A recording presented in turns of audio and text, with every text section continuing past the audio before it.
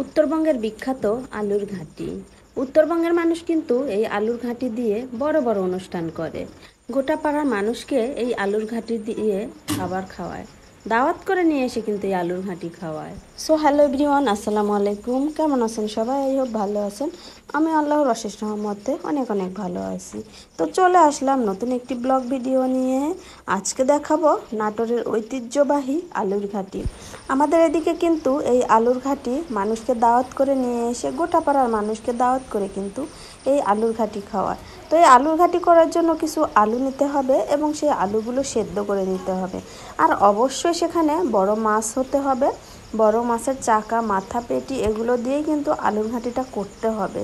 তেলওয়ালা মাছ হলে তারও বেশি ভালো হবে।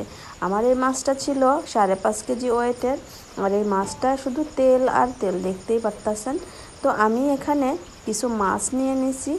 আর এই মাছগুলো আমরা জাল দিয়ে খাবো। আগের মানুষগুলো যখন ফ্রিজ ছিল না, তখন মাছগুলোকে সুন্দর করে জাল দিয়ে অনেকগুলো মাছ একসাথে কড়াইয়ের মধ্যে জাল দিয়ে কিন্তু অনেক কয়েকদিন ধরে খেত, জাল দিয়ে দিয়ে খেত। এখন যেমন ফ্রিজ আপ করে রেখে অল্প কিছু বের করে আর খায়। আর আগের মানুষগুলো না, এই মাছ অনেকগুলো একসঙ্গে জাল দিয়ে প্রতিদিন একটু একটু করে খেত।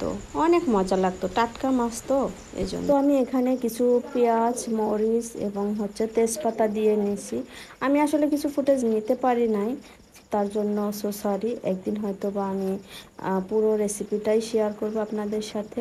আমি যে আলু দিয়ে কিভাবে কষাইতে হয় এই ফুটেজটা নিতে পারি নাই। তো অবশ্যই আমি এর পরের ভিডিওতে আপনাদেরকে দেখাবো। তো এখানে আমি মাছ কষাচ্ছিলাম। মাছগুলোকে ভালো করে কষায় নিয়ে তারপরে এই মাছের মধ্যে আলু ঢেলে দিতে হবে। তখন আলু ঢেলে দেওয়ার পরে আলুগুলোকে ভালোভাবে কষায় নিতে হবে। এই ফুটেজটা আমি নিতে পারি নাই। তো এই যে কষানোর পরে কিন্তু এই আলুর মধ্যে পানি ঢেলে দিতে হবে। তো পানি ঢেলে দেওয়ার পরে দেখেন বলক উঠে গেছে, তরকারিটা কত সুন্দর কালার চলে এসেছে। আর বিশেষ করে আমার মায়ের হাতের আলু ঘাটি না খুবই খুবই টেস্ট হয়। তো কালারটা দেখেন অসাধারণ হয়েছে। কিন্তু আপনারা চাইলে একটু ঘন করতে পারেন, যে যেমন আসলে খাবেন তেমন ভাবেই করতে পারেন, সমস্যা নেই। তো বিশ্বাস করেন খাবারটা এত এত স্বাদ হয়েছিল, অনেক অনেক স্বাদ হয়েছিল। আর আমাদের নাটোরের বিখ্যাত কিন্তু কাঁচাগোল্লা। কিন্তু কাঁচাগোল্লা বিখ্যাত হলে কি হবে, আলু ঘাঁটিটা কিন্তু নাটোরের মানুষ উত্তরবঙ্গের মানুষ সবাই আলুর ঘাঁটিটা অনেক বেশি পছন্দ করে।